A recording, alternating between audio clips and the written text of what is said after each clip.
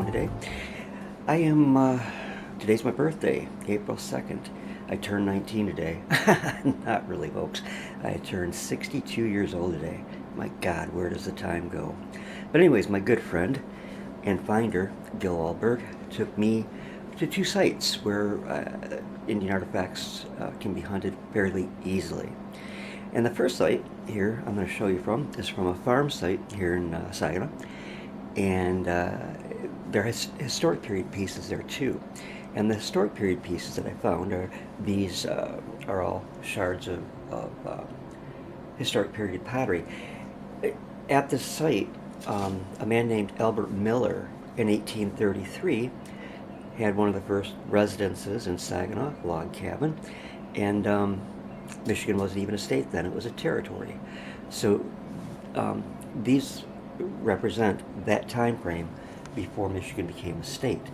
I might also add, if you're interested in that time period, I have a video up on here about a postal cover that I recently acquired, which was from 1837 and is signed by Governor Stevens T. Mason. But then on the Indian side, I found this very nice little arrowhead. It is a late woodland piece, meaning that it goes back anywhere from 500 to 1500 years. Very nice piece, no damage to it whatsoever. Gil found this piece. It's an arrowhead. It has been slightly damaged, but it will still be used. I'm kind of thinking that it was a triangular point rather than notched. Very sharp, very nice arrowhead. So two arrowheads today. I'm not sure on this piece. It has been modified. It's still damp. It's drying out. I washed it. Has the shape of an arrowhead, but I'm not sure exactly what the piece, what they were trying to do with this piece. There's a lot of possibilities, so I'm going to have to research that out before I finally determine what it was. Nice utilized waste product from the production arrowheads. This one is scraper. It's been rounded and pressure flaked on this edge up here so that it can be used in scraping and cutting. And speaking of cutting, another little bladelet that was pressure flaked along the edges to resharpen. That too would have been a waste piece. This piece, not sure what's going on with it. I need to do a lot more research on that. Back here, this piece, oh, it's a heavy piece, and it's a crushing stone, a maul, if you will. And one of the unique things about this, and you can see it here fairly well, I believe, is that it has markings etched into it. Now, these are not plow marks. There are plow marks on the other side, but these are not plow marks. Very hefty piece, and a great addition to my collection. I was very pleased to find that.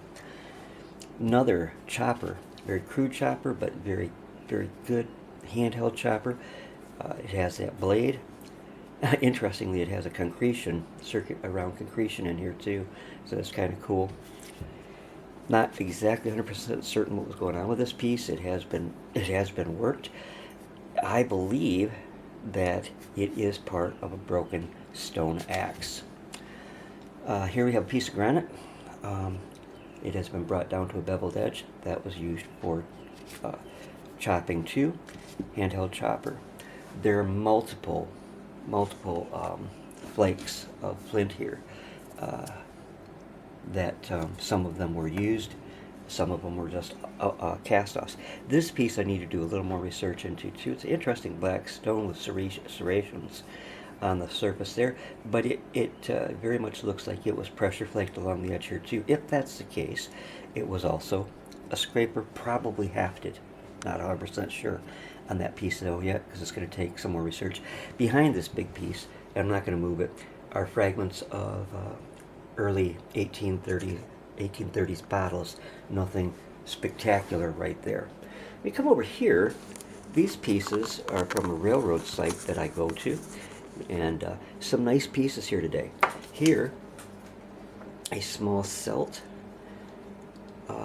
Just a really nice piece, very nicely worked. One of the nicer pieces I found at this railroad site. There also are a number of celt forms like this. This was probably broken, but was still used after it was broken. You can see how it's brought down to a nice sharp edge for chopping and cutting, if you will.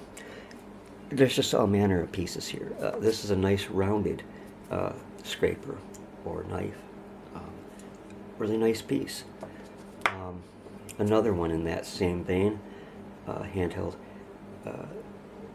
knife or chopper, if you will. Wedge for woodworking. Another handheld knife blade. Lots of different pieces here that I will do. I just wanted to give you an overview tonight. I'm going to do a more detailed study out on these pieces to present later. Here's another beautiful waxy black gray banded shirt. Another, again, it has a rounded edge on it, which was used for cutting. There's another piece that was probably a celt that was broken off. I'm sure it probably was still used though after the break. Over here we have some interesting fossils. Not sure what's going on with that one. These other ones are really cool because they show the inner part of coral, fossilized coral. There's another one and another one, and here's a Petoskey type stone, Michigan State stone. And then I call this my Roswell flying saucer stone because it looks like half of a flying saucer, just like crashed at Roswell, supposedly. I have a miniature collection of flying saucer type stones because of what they look like. I call them that. But that really does look like the Roswell UFO that crashed. And then on a cute note, I found this little squeaky frog out there today too. Some kid dropped a wonderful little piece that I may end up giving to my buddy Charlie after I clean it up, or I might just put it in with the collection. So that's an overview of what was found today by myself and my friend Gil Alberg on my 62nd birthday. And I want to thank him for taking me out there, and I want to thank you for watching. Please, please, please be sure to leave comments. I love to hear from each and every one of you as often as you feel like letting me hear from you. All right, have a great evening, and God bless you.